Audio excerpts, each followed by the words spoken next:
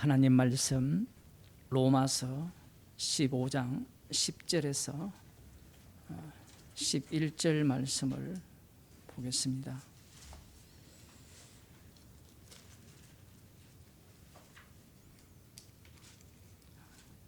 신약성경 259쪽입니다.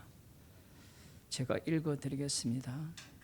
또 가로되 열방들아 주의 백성과 함께 즐거워하라 하였으며 또 모든 열방들아 주를 찬송하며 모든 백성들아 저를 찬송하라 하였으며 아멘. 구약을 이렇게 인용을 하게 되면 우리들은 선입견이 있죠. 약속의 성취라. 맞아요. 그 약속을 성취하시는 겁니다. 하나님은. 그런데 여호와 하나님께서 언약하시고 언약하신 것을 새 언약으로 이루시게 되면 바뀌는 게 한둘이 아닙니다. 이것이 어려운 거예요. 무엇이 바뀌느냐라고 하면 하나님이 언약하신 그 언약을 바탕으로 신약을 새 언약을 해석을 하면 새 언약이 해석이 안 돼요. 왜 해석이 안 되느냐?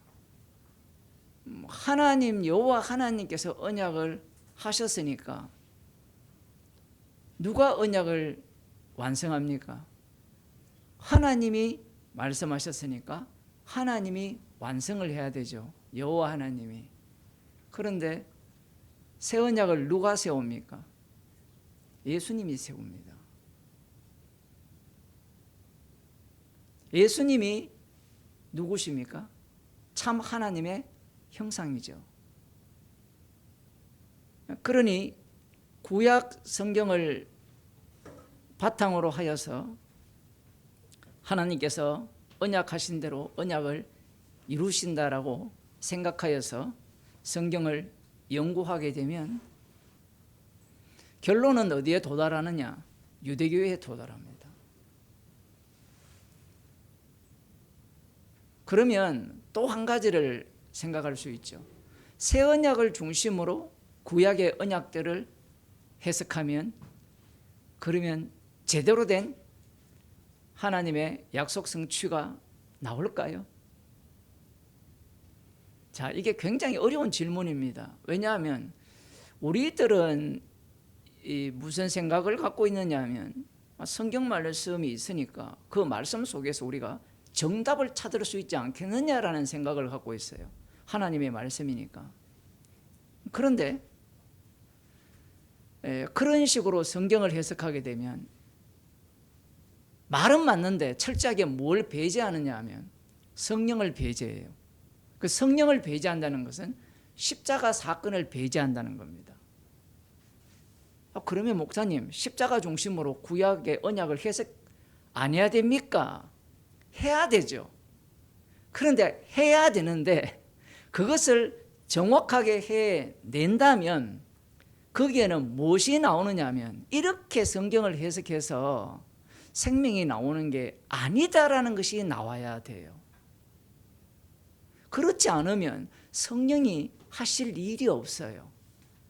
성령님은 이 사도들에게 성령을 주셔가지고 성경을 기록하게 하였고 그러면 기록된 이 정보는 우리들이 얼마든지 이해하고 해석할 수 있으니까 거기에 대해서 우리가 연구를 하여서 정답을 끄집어낸다면 우리가 생명의 길은 찾을 수 있다라는 게 교리예요. 이게 되게 흥미롭잖아요. 교리라는 것은 성경에서 갖고 왔잖아요. 갖고 와서 천국의 문을 만들어주는 겁니다. 천국의 문을. 이 베드로에게 천국 열쇠를 얘기해 준다라고 했을 때 베드로가 그 예수님의 말씀을 육적으로 듣잖아요. 그 순간에. 그러면 천국 열쇠를 누가 가져요? 네게 준다고 했으니까 자신이 갖는다고 생각하잖아요. 그죠? 그런데 그 너가 어떻게 바뀝니까? 로마서에서 계속해서 등장하는 게 우리로 바뀌거든요. 사도행전으로 들어가게 되면. 그럼 성령이 오시게 되잖아요. 그럼 성령이 임한 너가 되면 너는 아니다라는 게 당기게 되고 십자가이신 예수 그리스도가 주가 되셔서 그와 함께 동행하시면서 그가 입으로 전하는 그 복음의 능력이죠. 말의 능력이 아니에요. 말의 능력으로 복음을 전하는 게 아닙니다. 하나님의 능력입니다. 주님의 능력으로 천국의 열쇠가 작동을 해요. 만일에 베드로가 자기 말의 능력으로 천국과 지옥을 가를 수 있다면 모든 사람이 누구 밑에 줄을 서겠습니까? 지금 요한 4세입니까? 이름 뭐죠? 그 사람 밑에 줄을 서는 거예요. 천국 열쇠가 있다면. 이것이 오늘날 개신교에서도 그대로 적용이 되잖아요. 목사 말에 전부 다 껍벅 죽잖아요. 물론 요즘은 다 자기가 잘나서 이 선데이 처치맨들이 많죠. 일요일 날은 그 교회를 가고 예배 가기 전에 자기가 좋아하는 목사님 유튜브 듣고 아마 어떤 사람은 설교 시간에도 휴대폰 켜놓고 자기 좋아하는 목사님 설교 들을 가능성이 너무하죠. 애들이 설교 시간에 휴대폰을 보잖아요. 우리는 그걸 뭐 성경 본다 생각했는데 그 옆에서 한번 보세요. 뭐 보는지. K-팝 데몬 그 뭡니까? 제목이. 그런 걸 보는 거예요. 지금 오늘 본문에서 열방들이 주의 백성과 함께 즐거워하라 이렇게 나오죠. 열방들이 뭐냐라는 거예요. 열방들. 이방 나라들을 말합니다. 그런데 사도 바울이 재밌는 게 뭐냐면 이 구약을 인용할 때 이게 지금 신명기 32장을 인용했거든요. 로마서에서 신명기 32장을 인용한 게 몇 개가 있습니다. 있는데 너무 짧게 인용을 해요. 그 신명기 32장을 가봅시다. 34절.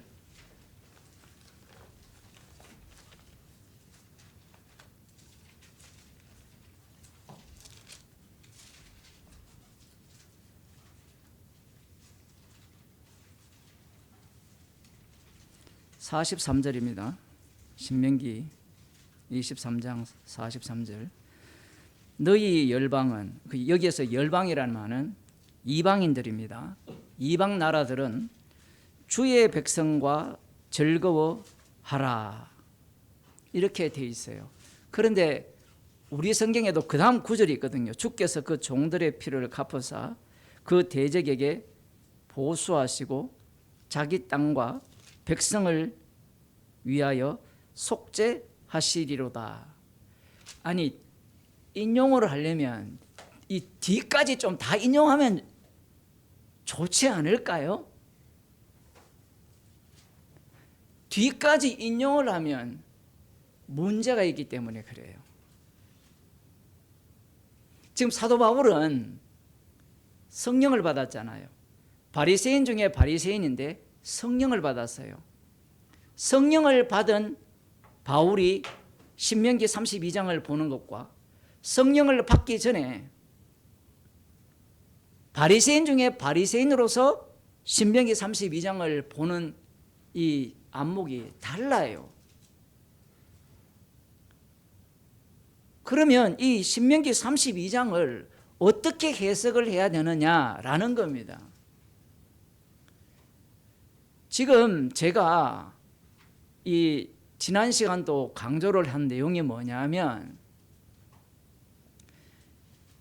지금 로마서에서 지금 15장에서 뭘 이야기하는 겁니까? 지금 유대인과 이방인을 이야기하는 거예요? 아니면 너희들이 서로 받으라는 이야기를 하는 겁니까? 지금 2000년 기독교 역사가 이 로마서를 해석을 할 때 지금 이 본문에 도달하게 되면 뭐 세관점 학파들도 마찬가지지만 이방인과 유대인 이야기를 자꾸 해요. 세간점 학파 같은 경우에도 유대인을 안 버리거든요. 그러면 일반적인 여러분들이 그냥 교회 다니는 그런 신학, 뭐 이미 여러분 속에도 세간점 학파의 그 견해가 많이 들어갔는데, 어쨌든 그런 어떤 개혁주의 신학에 입각한 사람들도 유대인 이방인을 끝까지 놓지 않아요. 제가 보기에는 그게 문제라는 겁니다. 그게 왜 문제가 되느냐 하면, 성경을 보는 안목이 누구의 안목과 똑같았냐 하면 육에 속한 자들의 안목처럼 성경을 읽는 거예요. 언어 있죠, 언어. 그 성경의 언어들. 예수님께서 율법을 어떻게 해석을 했습니까? 계명이 있잖아요. 하나님 사랑, 이웃 사랑이 있잖아요. 그죠? 그럼 하나님 사랑, 이웃 사랑은 뭘 이야기하는 거예요? 예수님에 대해서 증거하는 거잖아요. 그런데 우리가 배울 만큼 배웠잖아요. 그러면 그 율법을 하나님 사랑, 이웃 사랑은 뭘 하라고 한 거예요? 하나님 사랑하고 이웃 사랑하라고 한 거지, 예수님이 주님이 되심을 증거하는 게 아니잖아요. 인간이 보는 그 안목 자체가. 이렇게 예수님께서 말씀하셔도 이 신약으로만 넘어오면, 서신서로만 넘어오면 사람들이 서신서가 예수 그리스도를 증거한다라고, 달리 표현하면 십자가에서 예수님이 홀로 다 이루셨음을 증거하는 말씀으로 안 본다라는 겁니다. 유대인 이방이란 이것은요, 이 구약에서도 등장을 합니다. 자, 일단 신명기부터 한번 봅시다. 신명기가 엄청 길거든요. 이 32장이 노래인데, 뭐 이 정도 노래는 요즘 애들은 다 외우잖아요. 그죠? 5절, 6절, 7절, 8절까지 다 외우니까. 여러분 예국과 4절까지 다 외우잖아요. 하늘이여 귀를 기울이라.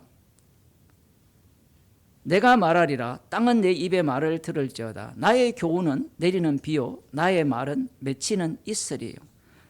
얼마나 이 축복된 하나님의 말씀이냐라는 거예요. 내리는 비고, 지금 요즘 가물잖아요. 가물어서 난립니다. 또 비 오면 비 온다고 난리고. 그런데 시절마다 때를 따라서 비를 내리고, 그리고 이스라엘 같은 경우는 이슬이 굉장히 중요한 역할을 하거든요. 이 하나님의 말씀 자체가 물리적인 그러한 그 비나 이슬을 맺게 하는 말씀과 연동이 되어 있습니다. 채소 위에 담비로다. 내가 여호와의 이름을 전파하리니 너희는 위엄을 우리 하나님께 돌릴지어다. 여호와의 이름을 선포하는 거예요. 이 이스라엘을 만들어서 그들에게 약속의 땅으로 인도하여서 그들에게 축복을 주시는 이유가 여호와의 이름을 선포하기 위함이에요.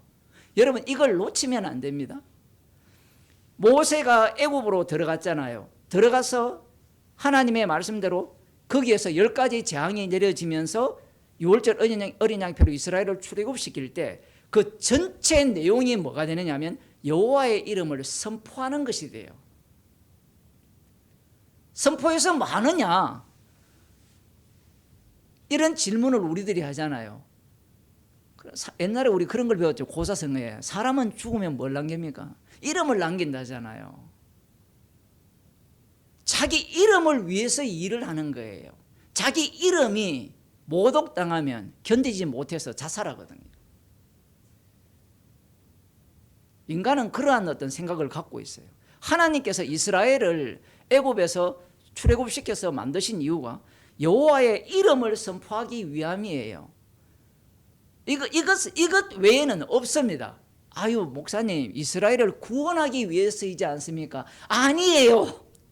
이스라엘을 구원하기 위해서라면 광야에서 그들을 진멸시키면 안 됩니다. 제가 아무리 설교를 해도 뭐 할 길을 사람들이 못 알아들어요. 특히 목사들. 왜 목사들은 이런 말을 안 듣냐면 온 교인들은 구원받기 위해서 왔거든요. 그 구원을 날려버리면 교회 안 옵니다. 헌금 왜 해요? 봉사를 왜 합니까? 구원될지도 안 될지도 모르는데. 그 여호와의 이름을 선포하는 데 관심이 없어요. 그런데 이 신명기 32장을 보면 여호와의 이름을 이 선포하리니 너희는 위엄을 우리 하나님께 돌릴지어다. 하나님의 위대함을 돌릴지어다. 이렇게 말씀을 하는데 그는 반석이시니 그 공덕이 완전하고 그 모든 길이 공평하며 진실무망하신 하나님이시니 공의로우시고 정직하시도다.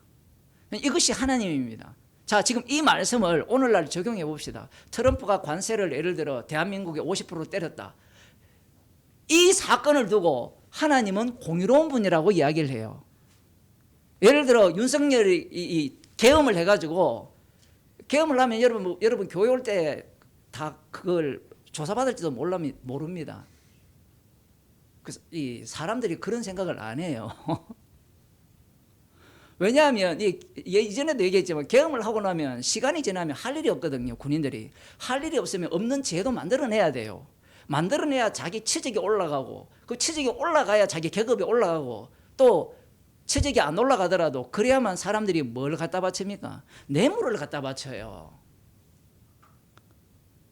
그렇게 되더라도 하나님은 공의로우신 분이냐? 예라는 이야기입니다. 지금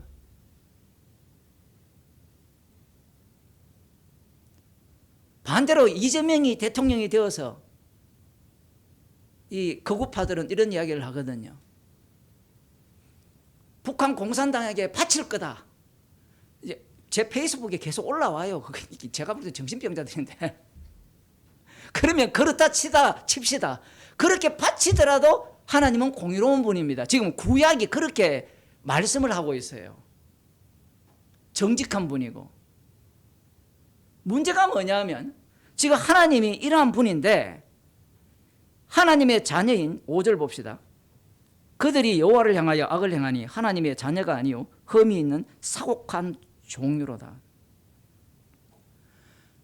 하나님을 향하여서 여호와를 향해서 악을 행합니다. 여호와는 정직한 분이거든요. 그런데 문제는 여호와 하나님은 신명기에 의하면 율법대로 행하시는 분이거든요. 그럼 율법대로 살면 28장에 보면 복을 주고 전쟁에서도 승리케 한다라고 했고 율법대로 살지 않는다면 저주를 내린다라고 하잖아요. 그러면 가만히 생각해 보세요. 여러분이 약속의 땅에 들어갑니다. 그러면 축복이 임할까요? 저주가 임할까요? 좀 생각을 하셔야 돼요. 무조건 저주가 임하게 되죠. 구조가. 왜냐하면 율법대로 살 인간이 없기 때문에. 지금 이해하셨어요?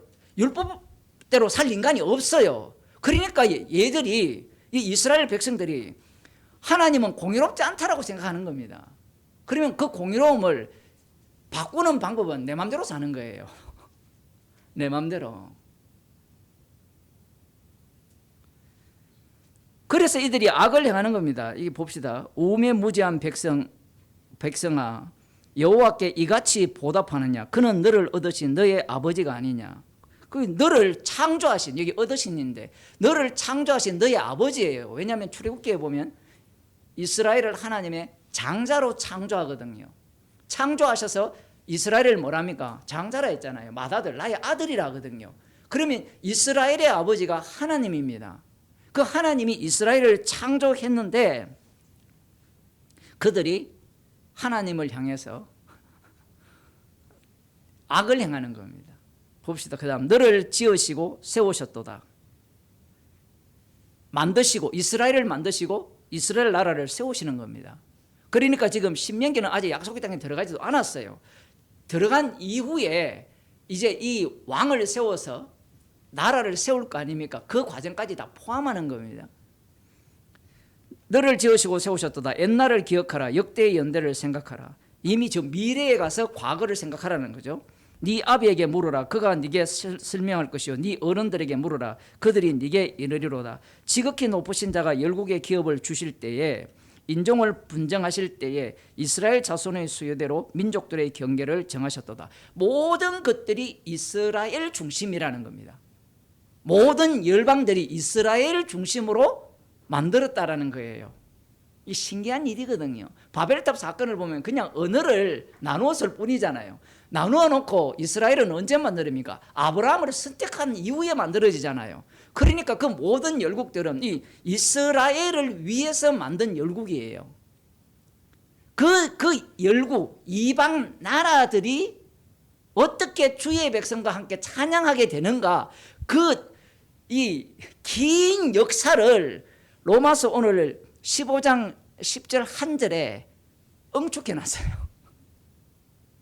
그러면 이 말씀을 신명기 32장 말씀이 역사 속에 펼쳐질 거 아니에요. 이스라엘 역사 속에 쭉 펼쳐질 때 과연 이 말씀이 어떤 식으로 진행이 되어지고 그 결과가 어떤 식으로 나오게 되느냐 이야기입니다.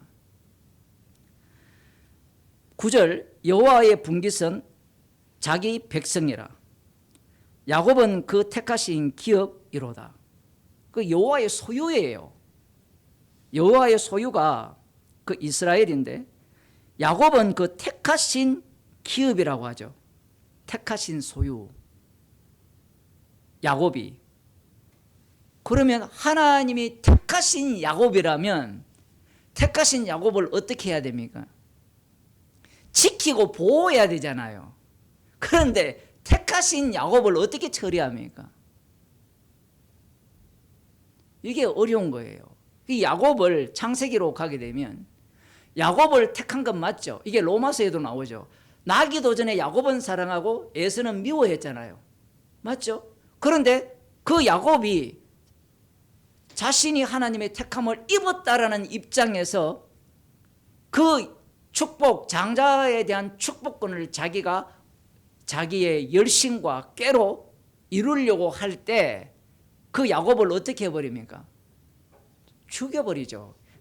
야곱의 이름을 이스라엘이라 하잖아요. 그 이름을 부정하는 겁니다. 좀 과격하게 표현하면 삭제인데 야곱의 이름은 삭제는 안 돼요. 죽여버리는 거예요. 죽여버린다고 했을 때 야곱을 삭제했다라고 표현하는 게 아니라 우리도 마찬가지잖아요. 그리스도와 함께 죽었나니 죽었는데 우리가 어때요? 그대로 있잖아요. 그런 차원에서 지금 야곱을 택했는데 그 야곱이 어떤 일을 행하느냐라고 하면 저거 아버지를 똑 닮았어요. 자기 아버지를 닮았어요. 똑같이 합니다. 그게 이스라엘이에요. 봅시다. 여호와께서 그를 황무지에서 짐승의 부르짖는 광야에서 만나시고 호위하시며 보호하시며 자기 눈동자같이 지키셨도다. 마치 독수리가 그 보금자리를 어지럽게 하며 그 새끼 위에 너풀거리며 그 날개를 펴서 새끼를 받으며 그 날개 위에 그것을 엎는 것 같이 여호와께서 홀로 그들을 인도하셨고 함께한 다른 신이 없었도다. 이 독수리가 자기 새끼를 그 둥지 위에서 떨어뜨려서 날개 위에 받아가지고 살리는지 잘못된 그런 방식으로 하나님께서 이렇게 인도하셨는데 다른 신은 없다라는 겁니다. 그걸 출애굽 과정 속에서 보여줍니다. 다른 신은 없다라는 것을 보여주면 뭔가 바뀌어야 되잖아요. 그런데 인간의 눈은 이미 소경이기 때문에 보여준다고 바뀔 리가 없습니다. 구약에서 그게 다 나타나요.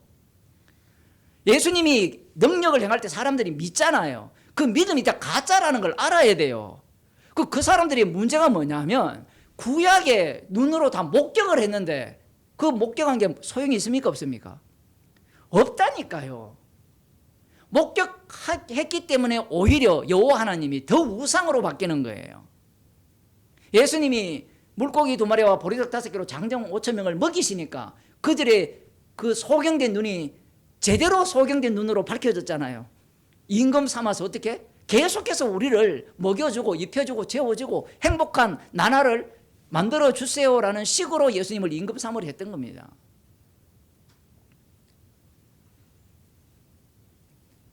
여호와께서 그로 땅의 높은 곳을 타고 다니게 하시며 밭의 소산을 먹게 하시며 반석에서 꿀을 굳은 반석에서 기름을 빨게 하시며 소의 젖기름과 양의 젖과 어린 양의 기름과 바산 소산의 수양과 염소와 지극히 아름다운 밀을 먹이시며 또 포도즙의 붉은 술을 마시우셨도다. 자, 약속의 땅으로 인도하셨잖아요. 인도하셔서 그들에게 복을 내리셨습니다. 자, 여기에서 우리가 기억해야 되는 것은 약속의 땅에 이들이 들어올 수 있었던 것은 아브라함과 이삭과 야곱이 가신 맹세를 이루는 차원에서 들어왔죠. 이들이 의로워서 들어온 게 아니에요.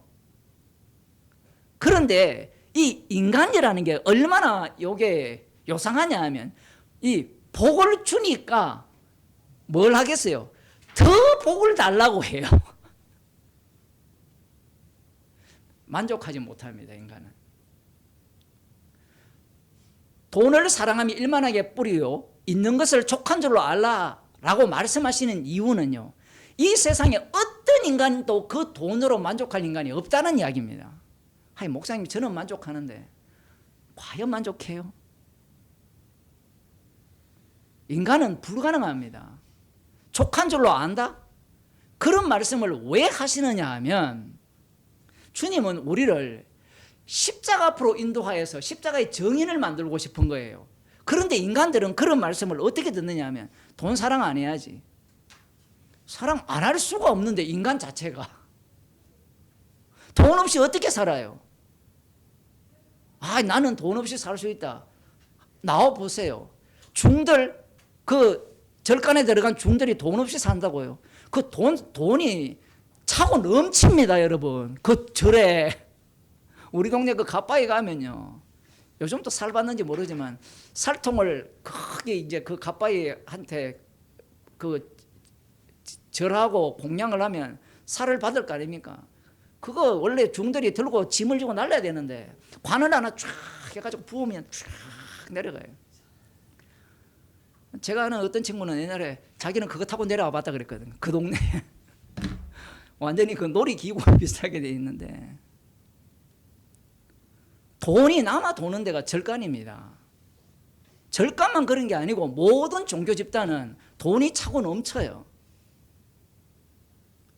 지금 이들이 배가 부르니까, 그 다음 여수run이 나오죠. 여수run이 살찜에, 여수run이라는 뜻은 정직한 자, 의인인데, 그 어떻게 의인이 되었느냐, 어떻게 의로운 자가 되었느냐 하면, 어린 양의 피로 의롭게 되었는데, 이 살이 찌니까 여호와를 발로 차버립니다. 네가 살찌고 부대하고 윤택하며 자기를 지으신 하나님을 버리며 자기를 구원하신 반석을 경홀히 여겼도다.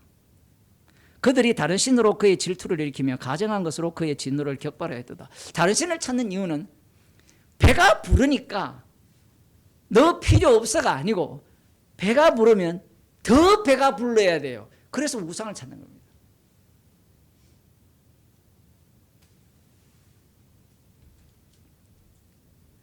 그래서 여호와의 진노를 격발한 거예요. 그들은 하나님께 제사하지 아니하고 마귀에게 하였으니 곧 그들의 알지 못하던 신, 근래에 일어난 새 신, 너희 열조에 두려워하지 않는 것들이로다. 너를 낳은 반석은 네가 상관치 아니하고 너를 보낸 하나님은 네가 잊었도다. 이런 상황이 된다는 거예요. 실제로 이제 그 열왕기 상하로 가게 되면, 사사기만 가더라도 그렇게 등장을 하는데, 이 죄의 깊이가 더 깊어진 왕조 시대로 들어가게 되면 이들은 우상 숭배 속으로 빠져듭니다. 이게 이 구조가 왜 그러냐면, 자기가 왕이 되잖아요. 원래 이스라엘의 왕은 다윗 언약의 성취자로서의 왕이에요. 그러면 다윗 언약을 본받아야 되는데, 자기가 왕이 되면 여호와가 왕이심을 드러내는 왕이 되어야 되는데, 왕이 되면 왕 행세하고 싶지 누가 나는 왕이 아니오라는 이야기를 하고 싶겠어요. 이 목사들도 개척교회를 할 때는 겸손합니다. 그런데 교인 수가 늘어나죠. 자기를 추종하는 자가 많아지면 왕 행세할 수밖에 없어요. 아마 주님은 사도 바울을 너무 사랑했기 때문에 왕 행세할 기회를 안 주신 거예요. 저는 그렇게 봅니다. 사람들은 그렇게 안 보려고 하죠. 만일에 사도 바울이 왕 행세할 그 기회를 어느 곳에 정주하여서 성도들이 가득가득 모이고 그러면서 왕 행세할 기회가 계속해서 주어졌다면 복음이 나오겠습니까? 주님이 가만 안 두죠. 그 고린도전서만 보더라도 그 사도 바울을 추종하는 자들을 향해서 뭐라 합니까? 진짜 이 고개를 팍 돌리는 말을 하거든요. 발은 내가 십자가 졌니? 이 얘기를 해요. 우리 같으면 어떻게 하겠습니까? 여러분들을 지지해주면,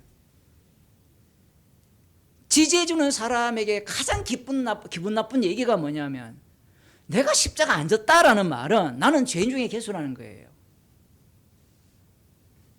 그러한 복음을 사도 바울은 전한 겁니다. 하지만 왕들은 이 왕이 되는 순간 더욱더 부해지고 싶고 더 강한 힘을 소유하고 싶은 거예요. 그 대표자가 솔로몬 왕이잖아요.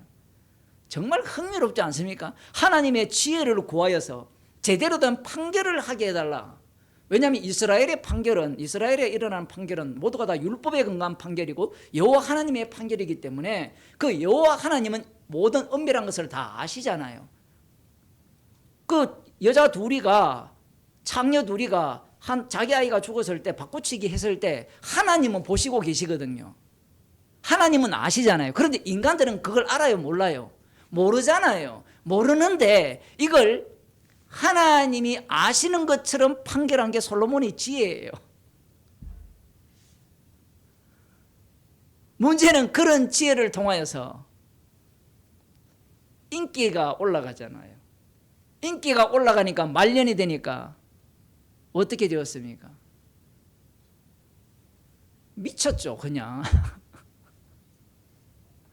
물론 어떤 사람은 그걸 보고 연세가 들더라도 정신을 바짝 차리라는데 이게 바짝 차릴 환경이 안 돼요.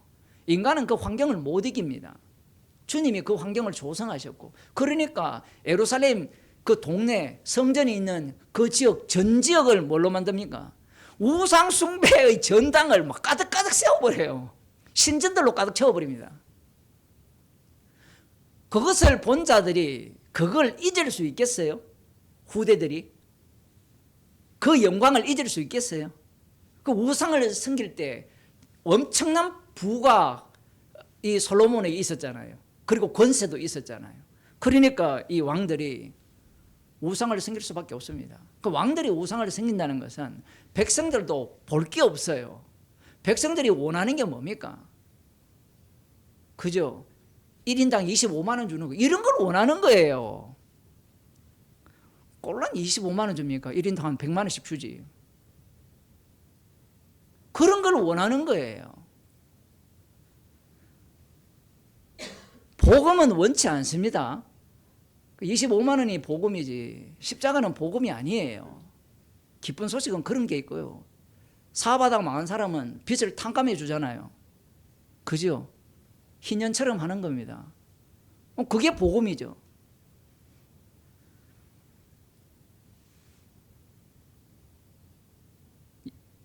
(19절) 여호와께서 보시고 미워하셨으니 그 자녀가 그를 경록케 한 영고로다. 여호와의 말씀에 내가 내 얼굴을 숨겨 그들에게 보이지 아니하고 그들의 종말의 어떠함을 보리니 그들은 심히 패역한 종류요 무신한 자녀이미로다. 그들이 하나님이 아닌 자로 나의 질투를 일으키며 그들의 흠한 것으로 나의 진노를 격발하였으니 나도 백성이 되지 아니한 자로 그들의 시기가 나게 하며 우준한 민족으로 그들의 분노를 격발하리라. 지금 이 말씀이 로마서에서 인용을 했습니다. 10장에 인용하기 전에 그 로마서로 가기 전에 이 본문을 보면 이게 어떤 얘기입니까? 이 남유다를 누구를 갖고 칩니까? 북이스라엘의 남유다를 아수르, 우상 숭배자인 아수르를 통해서 누구를 치죠? 북이스라엘을 멸망을 시킵니다. 북이스라엘은 여호와 하나님의 자녀예요. 그러면 북이스라엘 입장에서는 기분 나쁠까요? 좋을까요? 우리 하나님은 진짜 하나님인데 저놈들은 우상을 섬겼는데 우리가 꼴난 우상 좀 섬겼다고 더 우상 섬기는 저놈을 통하여서 우리를 심판한다? 남유다는 어떻습니까? 우리는 다윗의 등불이 꺼지지 않는 나라잖아요. 그런데 그 나라가 바벨론에 의해서 심판을 당합니다. 하나님께서 나도 백성이 되지 아니한 자로 그들의 시기가 나게 하며 우준한 민족으로 그들의 분노를 격발하리라. 지금 이걸 곧장 로마서로 넘어가면 안 돼요. 곧장 넘어가지 말고 먼저 이 이방 나라를 통하여서 자기 백성을 심판하면서 이것이 어떻게 넘어가느냐라고 하면 로마서 10장으로 넘어가는데 로마서 10장을 보겠습니다. 로마서 10장 19절.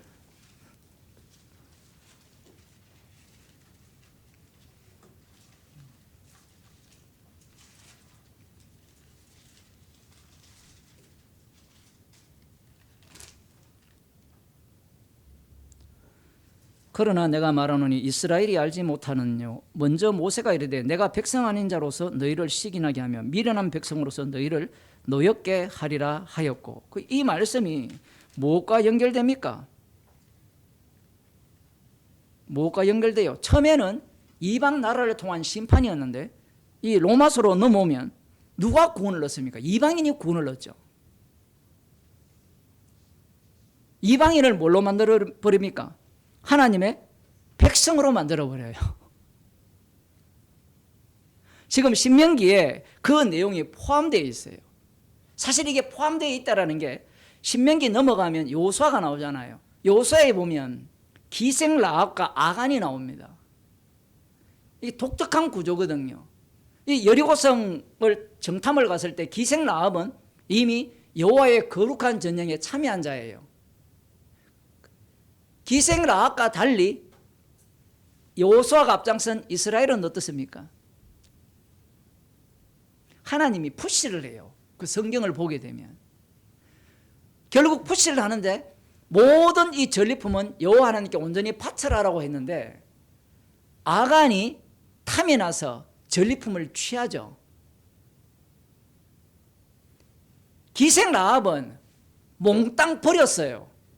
자기 민족을 버렸다는 것은 모든 걸 버린 겁니다. 자기 민족을 배신했다는 것은 몽땅 다 타버리는 거죠. 그러한 버림 속에 기생 라합은 들어갔고 그와 달리 아간은 전리품을 취했습니다. 여기에서 어떤 일이 발생하는가 하면 하나님의 백성의 교체가 일어나죠. 기생 라합이 들어가고 아간의 그 족속들이 다 죽임을 당합니다. 이미 이러한 내용들이 들어가 있어요. 신명기에 의하면 내 백성 아닌 자로 우준한 민족으로 그들의 분노를 격발하려다. 이 여호수아에서는 이게 나오지 않지만 우리 같으면 아마 분노를 일으킬 겁니다. 왜냐하면 아간이 얼마나 불쌍해요. 40년 광야를 지나왔거든요. 이 출애굽 세대가 아니라 광야에서 태어난 세대잖아요. 그 세대에 고생해가지고 드디어 약속의 땅을 밟았어요. 그런데 기생 라합은 지금까지 평생 잘 먹고 잘 살았어요. 우상 섬기다가. 그런데 이 자리에서 자기가 정탐꾼을 숨겨주었다고 이스라엘 백성으로 편입이 됩니다. 이스라엘 입장에서는 성경에 나오지 않지만 이게 진짜 이게 이 분노가 일어나는 장면이에요. 우리는 아간이 아니기 때문에 아간의 아마 일부러 주님이 아간의 혈족을 다 죽이신지 몰라요. 그런 생각 못하게. 하지만 냉철하게 생각을 하게 되면 하나님의 이런 처분은 굉장히 분노를 일으키는 처분입니다. 이런 본문들이 구약에 많이 있어요. 조금 더 보겠습니다. 22절 내 분노의 불이 일어나서 음부 깊은 곳까지 사르며 땅의 그 소산을 삼키며 산들의 터도 붓게 하는도다. 내가 재앙을 그들의 위에서 하며 나의 살을 다하여 그들을 소리로다. 이 하나님의 살, 이 화살을 다하도록 쏜다면 하나님의 화살은 무한하죠. 그 지옥의 그 소울까지 불살라버리는 하나님의 진노의 심판을 내리겠다라는 게 하나님의 말씀입니다. 24절 그들이 주림으로 파리하며 불같은 더위와 독한 파멸에서 삼키울 것이라. 내가 들짐승의 이와 티끌에 기는 것의 독을 그들에게 보내리로다. 밖으로는 칼에 방 안에서는 놀람에 멸망하리니 청년 남자와 처녀와 젖먹는 아이가 백발 노인까지로다. 내가 그들을 흩어서 인간에게 그 기억이 끊어지게 하리라 하였다마는 이렇게 돼 있어요. 철저한 심판입니다. 자, 이것은 누가 보더라도 바벨론 포로거든요. 바벨론 포로로 잡혀가게 하는 가운데 예루살렘은 불바다가 됩니다. 불바다가 된 이후에 하나님께서는 그들을 완전히 흩어서 이 역사의 인간의 기억 속에 끊어버리려고 계획을 했는데 그 뒤에 보면 대적을 격동할까 염려라. 대적이 어떤 대적입니까? 우리가 오후에 보는 여호수아 그 이사야서를 보게 되면 이 아수르 왕 납사게가 보낸 이 군대 장관이 조롱을 하잖아요. 이 조롱 때문에 하나님께서 그 뜻을 바꾸신다는 겁니다. 이 장면이 중요해요. 그러면 모두를 다 흩어서 이 인간 기억 속에서 끊어버리려고 했는데 대적 때문에 그렇게 하지 않는다라고 하셨을 때, 자, 그러면 이스라엘은 끊어졌습니까? 끊어지지 않았습니까? 안 끊어졌죠. 끊어버리려고 했는데 대적 때문에 남은 자들을 주님이 있게 하셨다라고 하니까 이 남은 자들은 연속이잖아요. 연속. 심판은 받았지만 심판 속에서 계속해서 완전히 단절된 것이 아니라 연속이 돼요. 지금 제가 이걸 강조하는 이유가 뭐냐면 예수님 당시에 유대인들이 연속성 속에 있어요. 그래서 자신들을 남은 자라고 하는 겁니다. 봅시다. 27절, 대적을 격동할까 염려라. 원수가 오해하고 말하기를 우리 수단이 높으며 여호와의 행함이 아니라 할까 염려라 하시도다. 이것 때문에 하나님이 완전히 인간 기억 속에서 제거시키는 것이 아니라 남은 자를 발생시킨다는 겁니다. 그들은 모략이 없는 국민이라 그 중에 지식이 없도다. 그들이 지혜가 있어서 이것을 깨닫고 자기의 종말을 생각하였으면, 이렇게 나오는데 이 말을 누구한테 적용해야 되느냐? 똑같아요. 이스라엘에게 적용해도 되고요, 이 이방 나라에게도 적용해도 됩니다. 신명기 이 32장이 어려운 지점이 그 지점이거든요. 이걸 이스라엘에게 해당시키는 본문인지 이방인에게 해당시키는 본문인지 둘 다 들어가요. 왜 둘 다 들어가느냐? 그게 이제 오늘 로마서와 연결이 되어 있습니다. 우리는 계속해서 이걸 분리하고 싶어 해요. 유대인, 이스라엘과 이방 나라를 분리하고 싶은 이유가 뭐냐면요, 이 이스라엘을 계속해서 유지시키고 싶기 때문에 그래요. 이스라엘을.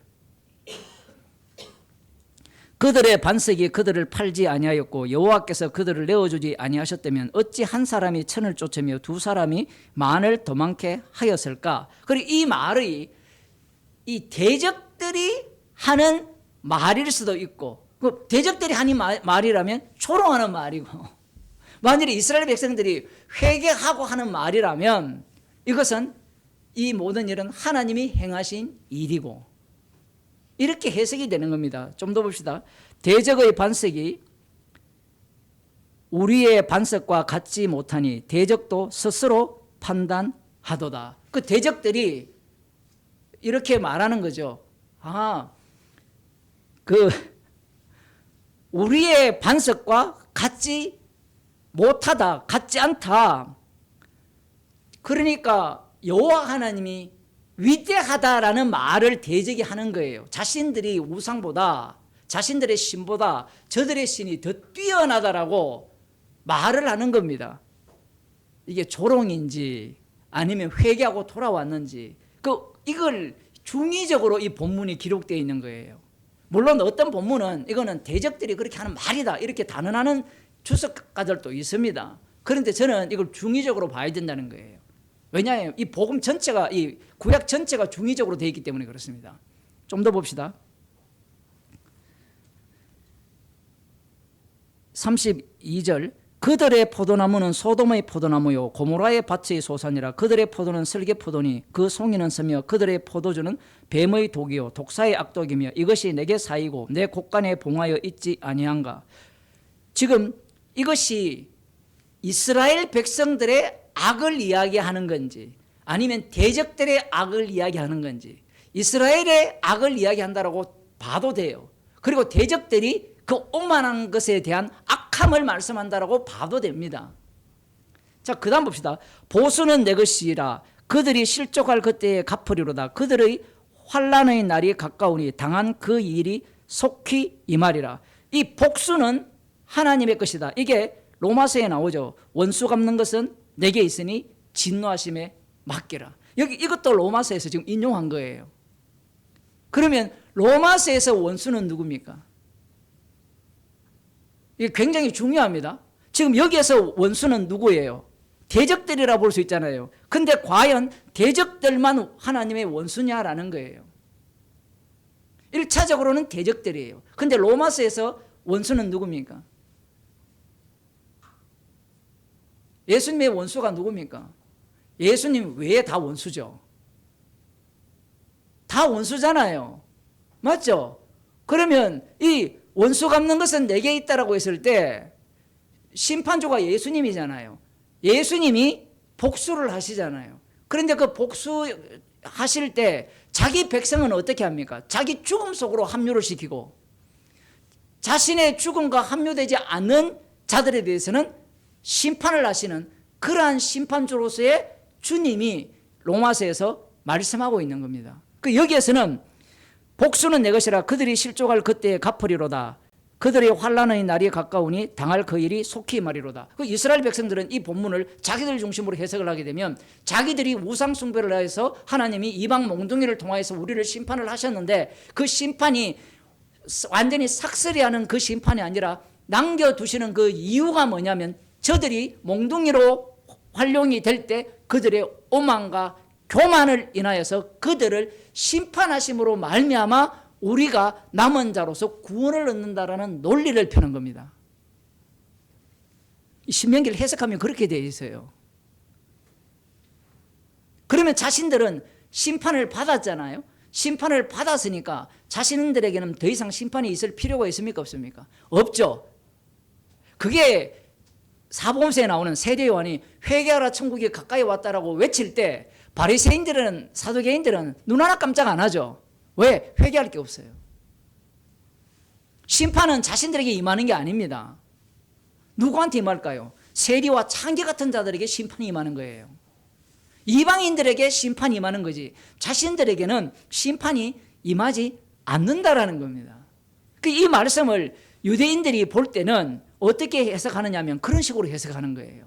그 자신들은 구원을 받고 그들은 심판을 받는다라는 거예요. 문제는 바벨론 멸망당했죠. 다니엘서 예언에 보면 메데파사도 멸망당했죠. 헬라 마케도니아도 멸망당했죠. 예수님 당시에. 아직 로마는 어떻습니까? 여전히 건재하죠. 그죠? 그러면 이 신명기 말씀을 알고 있는 유대인들 입장에서 바리새인들 입장에서 로마 제국은 하나님이 어떻게 하겠어요? 심판을 하겠죠. 지금 사도 바울이 로마서 지금에서 신명기를 끌고 오잖아요. 신명기를 끌고 오는 이유는 이 유대인들이 생각하는 신명기와 성령 받은 사도 바울이 생각하는 이 신명기가 충돌이 일어난다는 겁니다. 충돌이. 그 유대인들은 자기를 포기 못해요. 유대인들은 무슨 얘기냐 하면 유대인들이 자기를 포기 못한다는 말은 지금 로마서에 넘어오면 이방인들 가운데 예수 그리스도의 것으로 부르심을 입은 자들 그들도 어떠한 마음을 갖고 있다는 거예요. 자기를 포기하지 않는 마음을 갖고 있다는 겁니다. 지금 유대인과 이방인 속에서 구약을 보게 되면 이스라엘이 잘려나가고 이방인이 계속해서 투입이 되잖아요. 다말만 보더라도 유다의 며느리 다말만 보더라도 투입이 되죠. 그 다음 또 누가 투입이 됩니까? 기생 라합이 투입이 되죠. 그 다음 또 누가 투입이 됩니까? 룻이 투입이 되잖아요. 우리야도 투입이 되잖아요. 이러한 내용들이 성경에 들어있어요. 그런데 이것을 유대인들 입장에서는 어떻게 보느냐 하면 이스라엘을 위한 투입이라고 봅니다. 이스라엘을 유지시키기 위한 투입.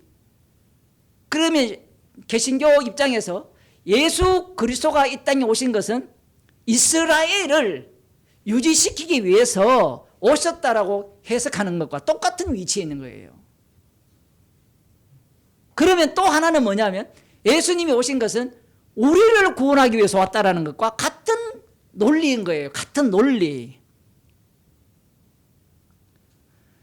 여호와의 이름을 선포하기 위한 이스라엘이 되면 여호와는 우리를 위한 여호와가 아니에요. 우리를 이스라엘을 위한 여호와라면 그들이 범죄하더라도 지켜줘야 돼요. 그런데 하나님이 심판을 하시니까 사람들은 이스라엘을 어떻게 생각하느냐면 하나님은 공의로운 분이니까 율법대로 심판을 하셨다. 하지만 이스라엘은 하나님이 버리지 않았다라는 것을 계속해서 사수를 하는 겁니다. 그런데 로마서 9장에서 뭐랍니까? 이스라엘에게 나온 것들이 다 이스라엘이 아니요. 이미 이 이야기는 아간을 날려버리고 기생 라합을 그 자리에 집어넣는 그 속에서 이미 드러났습니다.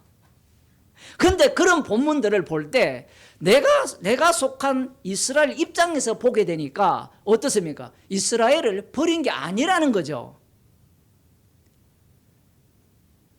기생 라합과 아간 사건에서 뭘 봐야 되느냐면 이스라엘에게서 난 것들이 이스라엘이 아니요. 이 내용이 들어가게 되면 여호와 이름이 선포가 돼요. 그런데 만일에 기생 라합이 그 자리에 들어가서 하는 말이 이스라엘에서 난 것들이 내가 이방인이었지만 이스라엘에 투입됐으니까 나는 이스라엘에게서 난 것들이 이스라엘이 아니요라는 말씀은 나에게 해당 사항이 없다라고 하면 아웃입니다.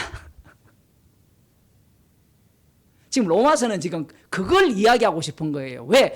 십자가를 전가하는 거지 완벽한 구원의 원리를 알려주는 게 아니에요. 심지어 사도 바울도 뭐랍니까? 복음을 전하지 않으면 내가 전한 복음 외에 다른 복음을 전하면 뭐라고 이야기해요? 저주를 받을지어다라고 이야기를 하잖아요. 이게 되게 흥미롭잖아요. 자기가 사도 바울이 십자가 복음을 전해놓고 자기가 그 십자가 복음에서 벗어난 다른 복음을 전하면 자기도 지옥 간다 이 얘기예요. 그 원리를 사도 바울이 알고 있는 겁니다. 봅시다. 그 다음 여호와께서 자기 백성을 판단하시고 그 종들을 인하여 후회하시리니 제가 유튜브에 하나 글을 올려놨죠. 하나님이 후회한다는 겁니다. 하나님은 후회하지 않는데 후회한다. 이 두 가지가 다 있거든요. 하나님은 후회하실까요? 후회하지 않으실까요? 제가 챗GPT한테 물어봤어요. 하나님은 모순되는 분이 아니다. 이런 이야기를 해요. 그러니까 교묘하게 이야기를 하는 거예요. 하나님은 후회하지 않으시고 후회하십니다. 후회하지 않는 내용 안에 후회하심이 들어있어요. 그게 십자가 사건이에요. 십자가 사건 안에는 하나님께서 뜻을 펼치고자 하는 내용이 들어있고 그 들어있는 내용 속에 하나님의 후회하심이 들어있고 후회하심 때문에 하나님의 아들의 피가 들어가고 피가 들어가기 때문에 뭐가 있어요? 후회하지 않으시는 내용이 십자가를 통해서 드러나는 겁니다. 이걸 하나만 요소를 끄집어내지 못한다는 이야기입니다. 지금 제가 하고 싶은 얘기는 사람들은 자꾸 하나만 끄집어내고 싶거든요. 하나님은 후회 안 할 거야. 하나님 신이 어떻게 후회해? 다 아는데 그 신이 우상입니다. 그렇게 생각하는 게 우상이에요. 그럼 참 하나님은 뭐냐? 천지를 지으셔놓고 사람 지었음을 후회하셨죠. 창세기 6장에 보면 한탄했다라는 표현을 하죠. 후회하시는 하나님이에요. 후회하지 않으면 하나님이 아니에요. 후회하기 때문에 지면에서 썰어버립니다. 그러면 썰어버리기 때문에 노아가 뭐라 합니까? 우리를 안위한다 하죠. 그 안위라는 단어가 히브리어 단어가 후회라는 단어와 같은 단어입니다. 그러면 후회를 하시는데 안위를 하려면 그게 뭐가 들어가죠? 심판이 들어가야 되죠. 심판이 들어가면 그 심판 속에서 어떻게 살아남습니까? 못 살아남죠. 정결한 집생의 희생의 피로 살아남아요. 그것이 바로 우리를 안위하는 노아예요. 그러니까 후회를 반드시 하셔야 돼요. 이 로마서에서는 뭐라 합니까? 하나님의 은사와 부르심에는 후회하심이 없다라고 하거든요. 조금 이따가 볼 수 있으면 보겠는데 그 말씀도요. 앞에 본문을 읽어보면 말이 안 돼요. 하나님이 이스라엘을 선택했잖아요. 야곱은 사랑하고 에서는 미워했는데 하나님이 선물을 주셨잖아요. 그러면 선물을 주셨고 불러주셨다면 후회하심이 없다면 그 야곱을 버려야 됩니까? 버리지 않아야 됩니까? 안 버려야 된다는 게 우리의 이야기인데 로마서에서는 야곱을 어떻게 해버립니까? 버려버려요.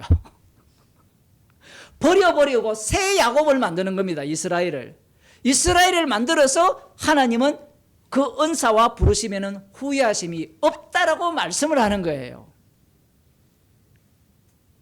제가 그래서 그 글에 이런 걸 썼어요.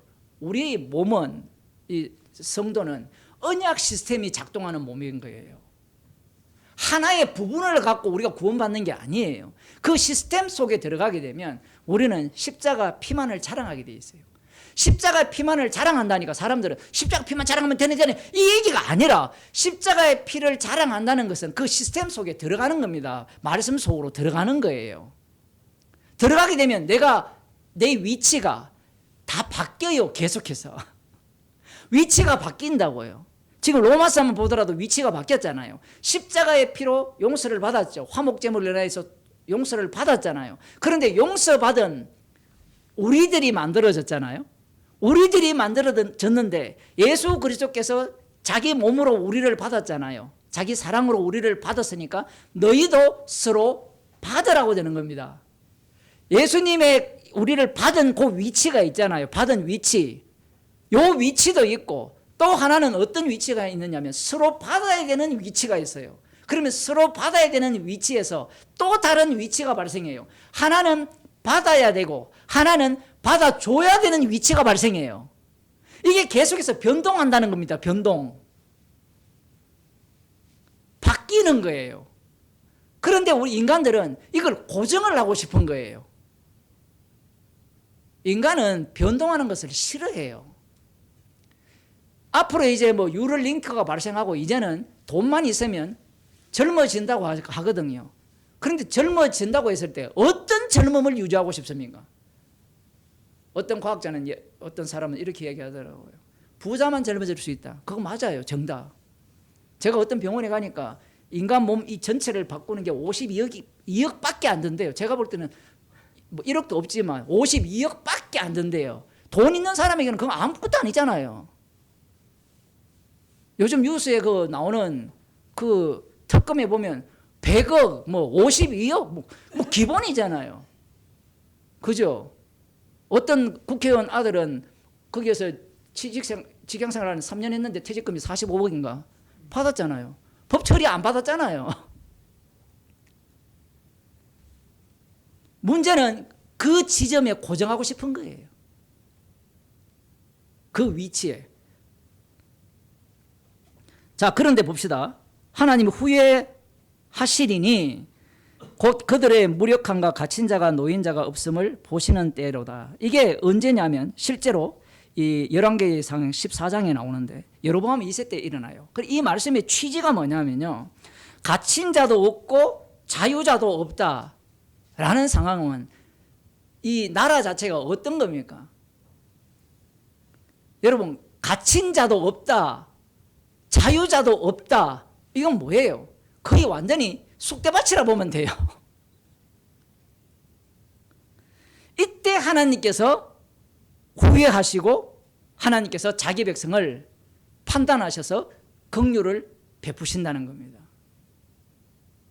자, 그러면 이걸 또 어떻게 해석하겠습니까? 유대인들이 하나님이 후회하시고 긍휼을 베푸시니까 우리는 긍휼 베품 받을 자격이 있다라고 해석을 하는 겁니다. 반드시 그렇게 가요. 유대인들이 그렇게 생각하는 거거든요. 그러면 하나님께서 후회하셔서 돌아보셨다라고 할 때 그들은 무엇을 근거로 얘기할 거냐라고 하면 자기들 행위입니다. 그냥 되는 건 없어요. 그 인간들은 말씀을 해석할 때 이건 아무것도 못할 때 죄인일 때 불렀거든요. 지금 이런 표현을 이야기하면 죄인일 때 긍휼히 여겼는데 그들은 뭐라고 생각하는가 하면 죄인이었던 거는 맞는데 내가 회개하여서 말씀대로 살아가니까 하나님께서 돌아보셨다라는 거예요. 그게 누구냐? 남은 자 바리새인 사두개인들입니다. 서기관들이에요. 그러니 예수님이 죄인을 부르러 오셨다는 이 말씀이 이해가 안 되는 겁니다. 사실 예수님의 말씀은 이 말씀이거든요. 갇힌 자나 노인자가 없을 때 하나님이 돌아보신다라는 게 예수님의 이 말씀 속에서 드러난 건데 그들은 이 말씀을 그렇게 해석을 못해요. 왜냐하면 이 신명기 말씀도 예수를 증거하는 게 아니라 자신들을 위한 말씀으로 해석하기 때문에 그래요. 그 다음 봅시다. 여호와의 말씀에 그들의 신들이 어디 있으며 그들의 피하던 반석이 어디 있느냐. 그들의 희생의 고기를 먹던 것들 전제의 술을 마시던 것들로 일어나서 너희를 돕게 하라. 너희의 이 보장이 되게 하라. 보호처가 되게 하라는 거죠. 이게 무슨 얘기냐면 이것도 마찬가지죠. 이게 이방인들에게 하는 말입니까? 이스라엘 백성들에게 하는 말입니까? 둘 다 해당된다고 생각할 수 있어요. 그 우상들이 너를 지켜줄 수 있느냐라는 겁니다. 자, 이제 이게 이제 중요합니다. 우상들이 지켜줄 수 있느냐라고 물으면 여러분이 유대인이라면, 이스라엘이라면, 예수님 당시라면 어떻게 답변하겠습니까? 지켜줄 수 없다라고 답변하겠죠. 그러면 누가 지킨다라고 하겠어요? 지금 신명기를 읽으면 여호와께서 우리를 지키신다라고 하겠죠. 그게 유대교입니다. 지금 제가 지금 그 얘기를 하고 싶은 거예요. 유대교가 뭐냐면 이 말씀을 다 꿰뚫어요. 그래서 여러분 사복음서를 보세요. 우상 숭배가 없습니다. 제가 설교 시간에 수도 없이 얘기를 했는데도 사람들은 관심이 없어요. 우상 숭배가 없다라는 말의 취지가 뭐냐면 이 종말에 나타난 이 악마의 모습은 어떤 모습이냐라는 거예요. 여호와 중심, 말씀 율법 중심, 성전 중심인 자들이에요. 이게 짐승입니다. 그 개혁주의자들이 하는 말이 하나님 중심, 교회 중심, 말씀 중심이라 하잖아요. 이게 유대교라고요, 유대교. 왜 그들은 그걸 유대교로 안 보느냐면 이 말씀을 읽을 때 말씀이 십자가를 전가한다고 보게 되면 철저하게 이 원칙이 어디로 갑니까? 우상을 섬기지 않는 것이 여호와를 신뢰하는 것이야말로 정말 하나님의 보호를 받는 길이라고, 그것이 구원의 길이라고 그들이 해석을 하잖아요. 그게 유대교거든요. 유대교라는 게 우리가 볼 때는 수준 낮은 종교라고 보면 안 돼요. 인간 역사상 가장 하나님의 말씀에 기반한 이 종교의 정점이 유대교입니다. 말씀에 기반한, 말씀 해석을 제대로 해낸 자들이 유대교예요. 그들이 예수님의 성경 해석법을 보면 미친 해석법이에요. 율법에 어디 예수님이 나옵니까, 여러분? 예? 안 나온다니까요. 정신을 차려서 보세요. 지금 신명기에 보니까 뭐가 나옵니까? 예수의 그리스도가 안 나오잖아요. 뭐가 나옵니까? 우상이 나오고 여호와 하나님이 참 하나님임이 계속해서 드러나잖아요. 그 뒤에 보면 이제는 나 곧 내가 그인 줄 알라. 나와 함께하는 신이 없도다. 내가 죽이기도 하며 살리기도 하며 상하게도 하며 낫게도 하며 하나니 내 손에서 능히 건질 자가 없도다. 하나님이 죽이기도 하고 살리기도 하죠. 그런데 예수님이 죽이기도 하고 살리기도 해요. 이렇게 되면 어떤 문제가 발생합니까? 하나님이 어떤 분이라 했죠? 십자가에 못 박혀 죽으시고 부활하신 예수님이 참 하나님이에요. 완전히 바뀌어버립니다. 지금 사도 바울이 신명기 32장 이 43절을 인용하는 이유가 있어요. 그 유대교들 입장에서는 이 32장 그 43절을 열방들아 주의 백성과 함께 즐거워하라. 딸랑 요 짧은 요 구절을 딱 인용했을 때는 열방들은 이방 나라들이거든요. 이방 나라들이 있고 주의 백성이 함께 있잖아요. 그런데 사도 바울이 성령을 받게 되면 이방 나라들과 주의 백성을 어떻게 봅니까? 동격으로 봐요. 지금 열방들과 주의 백성을 어떻게 위치시키면 되느냐면 예수님이 우리를 용납한 것 같이 너희도 서로 받아라 했잖아요. 지금 그 대목에서 이 말씀을 하는 거거든요. 그러면서 할례의 종이 되셨다고 하셨잖아요. 할례의 종이 되면 무할례자도 아무것도 아니요, 할례자도 아무것도 아니고 오직 믿음으로 난 자들만이 참된 이면적 그리스도인이 되는 겁니다. 이미 로마서에서 앞에서 다 이야기를 다 했어요. 그러면 서로 받으라 할 때 이 서로 나와 너 관계죠. 나와 너 관계가 어떤 식으로 설정이 되느냐면 한쪽은 유대인, 한쪽은 이방인이 된다 이 얘기입니다. 표현을 하면 그 얘기를 하는 거예요. 누가 유대인이 됩니까? 지금 앞부분에 예를 들어 음식 먹는 문제를 또 올려봅시다. 그 유대인들이 주장하는 게 아니라 이방인들도 똑같이 관습이 있어요. 습관이 있다니까요. 맞잖아요. 여러분들 중에도 밥 먹을 때 기도하는 사람 있잖아요. 안 하는 사람도 있잖아요. 그러면 이게 유대교라서 그런 거예요? 아니에요. 사람이 자기가 배워 먹은 것이 있기 때문에 기도하는 사람이 있고 안 하는 사람이 있고 또 기도를 길게 하는 사람이 있고 짧게 하는 사람이 있잖아요. 그러면 반드시 뭐가 나오느냐면 기도 길게 하는 게 옳다라는 게 나와요. 또 반대로 믿음 좋은 사람은 기도 왜 해라는 사람도 나와요. 그런데 주님은 뭐라 하느냐면 서로 받으라는 거예요.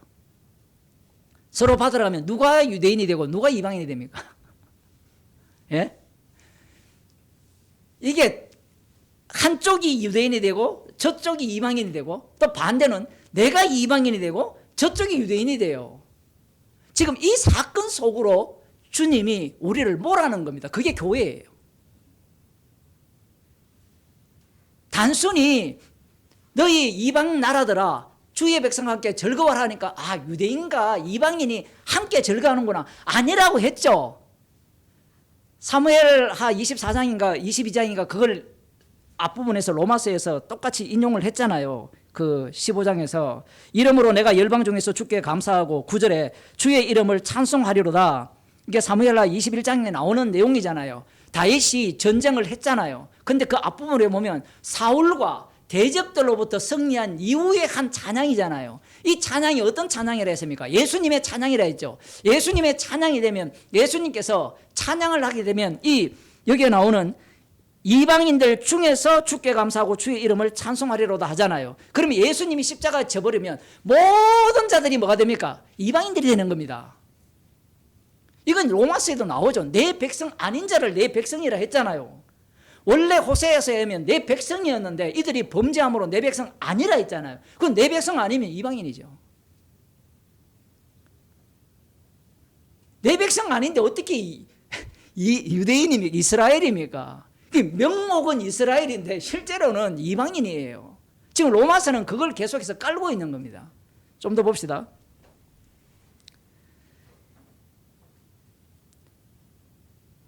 그래서 39절 한 번 더 보면 이제는 곧 내가 그인 줄 알라. 그 유대인들 입장에서는 하나님이 죽이기도 살리기도 하잖아요. 그러면 지금 하나님이 메시아를 보내어서 자신들을 살릴 것을 고대하고 있는 겁니다. 그런데 예수님이 오셔서 하시는 말씀이 인자됨을 인하여 심판하는 권세를 가졌고 인자의 음성을 들을 때가 오는데 죽은 자들이 무덤에서 일어나리라. 하나는 생명의 부활로 하나는 심판의 부활로. 예수님이 죽이기도 하고 살리는 심판주의 권세를 가진 거예요. 사도 바울은 지금 이걸 깔고 지금 그 43절을 인용하는 겁니다. 그러면 예수님의 입장에서는 모두가 다 죽은 자죠. 모두가 다 죽은 자고 명목상으로는 이스라엘이지만 모두가 다 뭐가 되죠? 이스라엘의 잃어버린 자가 되죠. 표현을 하자면 다 이방인이에요. 그래서 아예 요한복음에서는 뭐라고 하는가 하면 빛이 어둠에 비침에 어둠이 깨닫지 못하였다. 그러면 그 어둠은 자기 땅이라고 하잖아요. 자기 땅에 오면 자기 백성이 영접치 아니하였다. 사람들이 여기에 자꾸 매료돼요. 자기 땅에 왔다라고 하니까 자기 땅에 있다라고 해요. 그런데 이 자기 땅이 1차적으로는 약속의 땅이 맞는데 2차적으로는 전 우주가 예수님의 땅이에요. 우리가 나중에 이제 마태복음 28장 보면 나오지만 예루살렘과 온 유대와 사마리아와 땅끝까지 이르러 내 정인이 되라 했잖아요. 그 말씀이 확장이 되는 겁니다. 그러면 빛이 땅끝까지 전파될 때 어둠이 영접합니까? 안 합니까? 안 하죠. 누구만 영접합니까? 하나님께로 난 자들, 영생 주식으로 작정된 자만 영접을 해요. 그러니까 이제 요한복음으로 넘어오면 세상 전체가 뭐가 되느냐면 어둠이에요. 이스라엘이 없습니다. 예수님이 이 땅에 오셨다는 것은 이제 이스라엘이 없다라는 이야기예요. 그런데 사도 바울이 지금 로마서 9장부터 자기가 그리스도의 사랑에서 끊을지라도 이 혈족이 구원 얻기를 원한다 하잖아요. 혈족은 실제로 있잖아요. 있음에도 불구하고 사도 바울이 뭐라고 이야기합니까? 그들에게는 약속이 있고 영광이 다 있지만 이스라엘에게서 난 그들이 이스라엘이 아니요. 그러면서 뭐라고 합니까? 하나님의 말씀은 폐하여지지 않았다라고 하죠. 이게 말이 안 되잖아요. 하나님의 말씀이 안 폐해지려면 이스라엘이 구원을 받아야 돼요. 모든 이스라엘이. 그런데 이스라엘 중에 구원받을 자 한 사람도 없어요. 의인은 없나니 하나도 없기 때문에.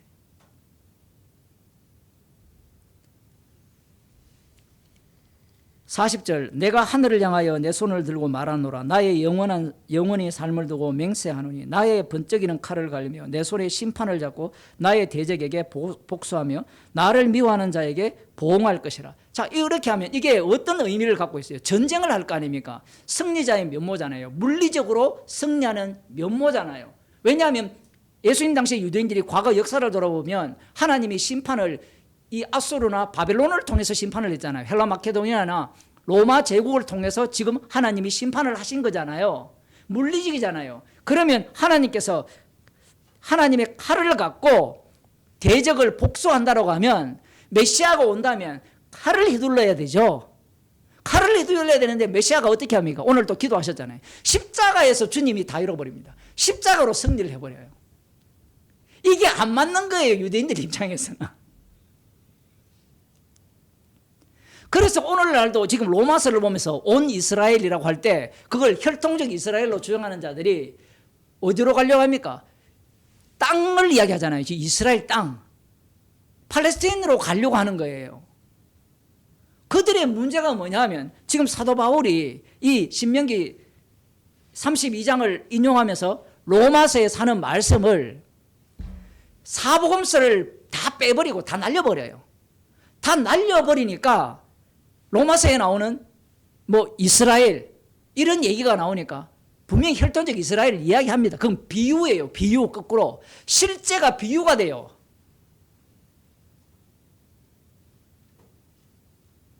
아니 맞잖아요. 그 제 논리에 반박하고 싶으면 하세요. 얼마든지. 이방인밖에 없어요. 빛은 예수님밖에 없기 때문에. 이게 되게 흥미롭잖아요. 그 오순절날 성령을 주실 때 어떤 사건이 일어납니까? 각 지역 말로 자기 말로 하나님의 큰 일을 말하죠. 바벨탑을 쌓았을 때 언어를 다 흩어버리잖아요. 흩어버린 상태에서 이 전체 뭐가 됩니까? 이방 나라가 되죠. 아브라함도 이방 나라 속에 포함한 겁니다. 이방 나라 속에 포함되는데 지금 거꾸로 오순절날에는 각 나라 말로 하나님의 큰 일을 말하게 함으로 말미암아 이들 모두가 다 언어 부류에 들어가요. 이방에 포함된다는 겁니다. 이스라엘도 마찬가지고.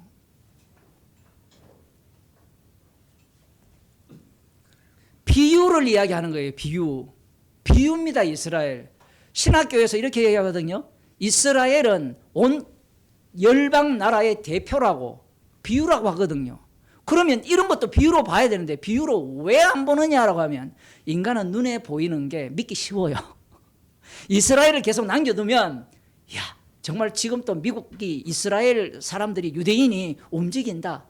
그게 사람들 마음을 어떻게 합니까? 동하게 하거든요. 하나님이 살아계신다. 이런 식으로. 그런데 십자가에서 주님이 승리하셨다. 어떻습니까? 믿겠어요? 그 믿는 우리들이 미친 자들입니다. 그건 믿을 수가 없는 이야기예요. 대적에게 철저하게 복수한다 하는데 복수는 그냥 자신이 그냥 창에 찔려 죽어버려요. 이게 무슨 복수입니까? 그런데 성경에는 뭐랍니까? 그 찔리심이 승리라는 거예요. 마귀와의 싸움에서 승리하셨고 그 마귀에 쫄다고 들인 이 헤롯과 로마 제국의 황제 그들로부터 다 승리하셨다라는 겁니다. 그 승리하신 모습이 죽은 모습이에요. 그러니까 누가 믿겠어요? 안 믿죠. 유대인들 입장에서는 유대인의 왕으로 봅니까? 안 봅니까? 안 보죠. 십자가에 못 박혀 돌아가실 때 대제사장들과 장로들이 네가 하나님의 아들이라면 다윗의 자손이라면 너도 구원하고 우리를 구원하라는 게 그들의 논리입니다. 하나님의 아들이 아니에요. 예수님은.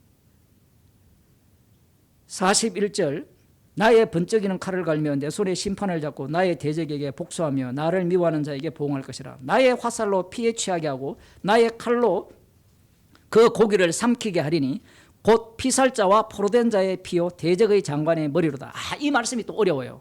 42절 말씀. 뭐 한글 아는 사람들은 뭐 다 알지 모르지만 잘 보세요. 뭐가 어려우냐면 여기 보면 나의 화살로 피에 취하게 하고 하나님의 화살 나의 칼로 그 고기를 삼키게 하는데 누구의 피냐하면 피살자와 포로된 자의 피예요. 이 말이 어려운 거예요. 피살자 같은 경우에는 이 살해 당한 자잖아요. 그 다음 포로된 자잖아요. 그 다음 나오는 게 대적의 장관을 죽인다는 것은 이해가 되잖아요. 그죠? 근데 포로는 누가 잡혀갑니까? 이스라엘이 잡혀가죠. 우리는 이 신명기를 만만하게 봐서 안 돼요. 왜냐하면 계시이기 때문에 계시의 말씀은 앞으로 될 일을 다 담고 있습니다. 그런데 인간들은 이 성경을 읽을 때 하나님의 말씀을 하나님의 말씀으로 대우하지 않아요. 인간의 언어로밖에 안 봅니다. 이 안에 보게 되면 누구까지 포함하느냐면 포로 잡힌 자까지도 포함하고 있어요. 예수님께서 그렇지 아니하면 어느 누구도 구원을 못 받아요. 주님이 십자가로 승리를 할 때 모든 인간들을 어떻게 했습니까? 저주 아래 갇혔죠. 하나님의 진노 아래. 그러니까 이 말씀도 포로된 자는 누구냐? 이 바벨론이나 로마 제국이 이방 나라를 점령할 때 포로로 삼았던 그들에 대한 하나님의 심판일 것이다 라고 해석을 해요. 들어보면 고개가 끄덕끄덕거리거든요. 왜냐하면 하나님은 누구에 대해서는 심판하지 않는다고 생각하죠? 이스라엘에 대해서는 심판하지 않는다고 생각하는 겁니다. 그러니까 말씀이 이게 유혹거리예요. 말씀이 있어도 지금 우리들도 그렇잖아요. 성경이 있는데도 모든 성경이 내 중심으로 해석이 되잖아요. 그죠? 십자가 지신 주님 중심으로 해석이 안 돼요, 인간들은. 그 유대인들은 오죽하겠어요? 선택받은 민족인데. 하나님이 자기의 영광을 위하여 택하였다고 하는데 그 하나님의 말씀을 누가 부인할 수 있습니까? 그런데 하나님의 영광을 위하여서, 이름을 위하여서 택하였기 때문에 이스라엘을 하나님은 진멸해 버립니다. 이게 하나님이에요. 진짜 하나님. 그럼 진멸하면 하나님이 자기 이름을 택한 이스라엘은 없습니까? 아까 나왔잖아요. 하나님 뭐라 합니까? 상하게도 하고 낫게도 하고 그 다음 죽이기도 하고 살리기도 한다 했잖아요. 그러니까 이스라엘을 죽이기도 하고 죽으면 살리는 것은 새로운 이스라엘이 되는 거예요. 새로운 창조를 하시는 거예요. 그러한 하나님이십니다. 십자가에 못 박혀 죽으신 예수님은. 그 다음 봅시다. 43절 오늘 보면 너희 열방은 주의 백성과 즐거워하라 이렇게 돼 있어요. 너희 열방은, 너희 이방 나라들은 주의 백성과 즐거워하라. 그러면 이 말씀을 이사야 선지자나 쭉 나올 때 이사야 선지자를 보게 되면 남은 자는 돌아오고 그 메시아 중심으로 메시아가 시온산에 이 다윗 언약에서도 마찬가지로 시온산에 왕이 세워지면 모든 이방 나라가 예물을 갖고 돌아오는 그런 것을 상상을 합니다. 선지자들이 그렇게 외치기 때문에. 그런데 거기에 나오는 그 이스라엘 자체가 이미 새로운 이스라엘이라고는 그들은 상상을 못해요. 여기서도 마찬가지죠. 너희 이방인들아 주의 백성과 즐거워하라. 그럼 주의 백성은 누구냐? 남은 자 이스라엘이다. 그러면 열방들은 어떻습니까? 거기에 꼽살이 끼어서 들어간다. 이렇게 생각을 해요. 포기하지 않는 겁니다. 누구를? 이스라엘을. 근데 사도 바울이 이것만 인용했어요. 그 뒤에 봅시다. 주께서 그 종들의 피를 갚으사. 종들이 누굽니까? 이스라엘이죠. 피를 갚으사 그 대적에게 복수하시고 자기 땅과 백성을 위하여 속죄하시리라. 자기 땅, 자기 백성을 위하여 속죄한다고 나오니까 이러면 이 본문을 갖고 오면 또 누가 남죠? 유대인들이 남죠. 그래서 사도 바울이 이걸 싹둑 날리는 겁니다. 날려버리고 그러면 이 본문은 필요 없느냐? 아니에요. 이 본문을 집어넣으면 모든 것들이 자기 땅이 어디게 됩니까? 이제 자기 땅과 백성을 위해 속죄하는데 땅과 백성이 어떻게 만들어집니까? 십자가의 피로 만들어지죠. 이 갈라디아서에서는 땅이 성령 안이 됩니다. 공간이. 그렇게 바뀌어버려요. 그래서 사도 바울이 지금 여기서 너희 이방 나라들은 주의 백성과 즐거워하라 라고 지금 로마서 15장 10절에서 말씀하고 있는 겁니다. 그럼 이것이 이제 다시 정리를 하면 어디로 가야 돼요? 어디로 가야 됩니까? 그리스도께서 그 6절에 보면 그 5절 이제 인내와 안위의 하나님이 너희로 그리스도 예수를 본받아 서로 뜻이 같게 하여 주사 한 마음과 한 입으로 하나님 우리 주 예수 그리스도의 아버지께 영광을 돌리게 하려 하노라. 여기서도 나오죠. 하나님이라고 말을 하면서 끝내는 게 아니라 우리 주 예수 그리스도의 아버지께 영광이라고 합니다. 이 하나님과 우리 주 예수 그리스도의 아버지가 일치될 수도 있고 완전 정반대될 수가 있습니다. 지금 그 내용을 말씀드렸고요. 그 다음 이러므로 그리스도께서 우리를 받아 하나님께 영광을 돌리신 같이 너희도 서로 받아라. 너희도 서로 받으라는 입장에서 지금 열방들아 주의 백성과 함께 즐거워하라는 말씀을 지금 연결시키고 있는 거예요. 이 열방들이 주의 백성과 함께 즐거워하는 것과 너희가 서로 받으라는 것은 1대1 대응 관계하기에는 너무 편차가 크잖아요. 그죠? 그런데 이 열방들이 주의 백성들과 함께 즐거워하는 것과 너희가 서로 받으라는 것이 같은 이야기입니다. 지금 여기에 적용을 시키고 있는 거예요, 사도 바울은.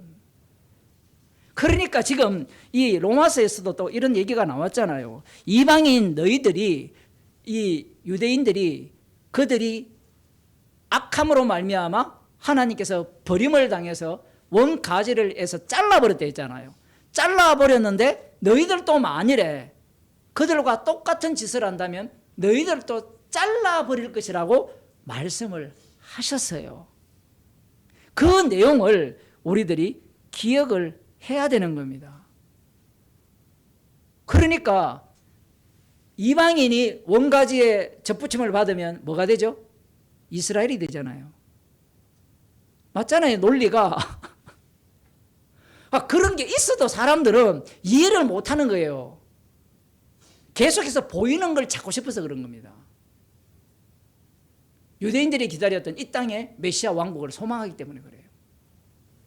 자, 그러면서 이제 요것만 보고 마치겠습니다. 모든 열방들아 주를 찬양하며 모든 백성들아 저를 찬송하라. 이게 시편 117편 1절입니다.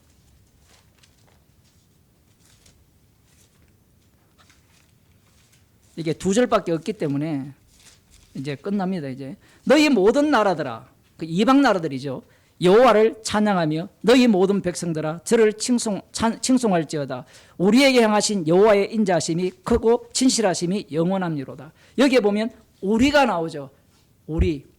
그 우리가 누구냐면 모든 이방 나라들이 돼요. 그 뒤에 나오는 게 이 뒷구절을 또 빼버리잖아요. 그 우리를 이야기하면 또 누가 들어갑니까? 우리, 남은 자, 우리, 이스라엘 이런 것들이 들어가거든요. 그런데 사도 바울은 117편 1절만 딱 인용을 합니다. 너희 모든 이방 나라들아 여호와를 찬양하며 너희 모든 백성들아 저를 칭송할지어다. 그러면 여호와를 찬양하고 저를 칭송할 수 있는 방법은 딱 하나죠. 십자가입니다. 십자가예요. 그렇게 되려면 서로 어떻게 돼야 되죠? 받으라. 받는 게 영광이 아니에요. 어떻게 받습니까? 십자가 앞에서 죄인이 되는 식으로 받는 거예요. 그것이 진짜 하나님께 영광이 되는 겁니다. 기도하겠습니다. 하나님 아버지, 십자가의 피 공로를 증거하기 위해서 이스라엘을 만드시고 이방인을 만드시고 이제 저희들을 그리스도 안으로 부르셔서 십자가의 피 공로만을 자랑케 하기 위한 주님의 정인으로 그 사랑을 드러내는 기능을 발휘하기 위한 하나의 도구로 삼아주심을 감사드립니다. 저희들을 긍휼히 여기사 십자가 사랑을 마음껏 증거하며 자랑하는 주의 백성이 되게 하여 주옵소서. 주 예수 그리스도의 은혜와 하나님 아버지의 크신 사랑과 성령의 교통하심이 십자가 안에서 주님만을 찬양하기를 소원하는 주의 백성에게 축원하옵나이다.